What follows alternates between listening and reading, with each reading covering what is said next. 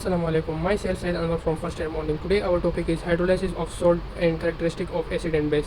So what is hydrolysis of salt? जब हम salt का water के साथ रिएक्शन करते हैं तो जो salts के आयन है वो water molecule के साथ रिएक्ट करके solution को या तो acidic बना देता है या basic बना देता है, और जब solution हमारे पास acidic या basic होगा तो उसकी pH की जो वैल्यू है वो भी हमारे पास चेंज होगी. So let's discuss the characteristics of acid and base. The first one is salt from strong acid and strong base. अगर हम कोई ऐसा salt लेते हैं जो कि strong acid और strong base से बना हो, जैसे कि sodium chloride. When sodium chloride react with water molecule, it do not hydrolyze because both the cation and anion are neutral. In a result, the pH value of a solution is 7 or close to the 7. The next one is salt from weak acid and strong base. अगर कोई हम ऐसा salt लेते हैं जो कि weak acid और strong base से बना हो, जैसे कि sodium acetate, तो जो इसका acetate आयन है वो as a weak base water molecule के साथ रिएक्ट करेगा और हाइड्रोक्साइड आयन को प्रोड्यूस करेगा जो कि सोल्यूशन को बेसिक बना देता है. इट्स मीन के सोल्यूशन की pH वैल्यू हमारे पास अबव द 7 होगी.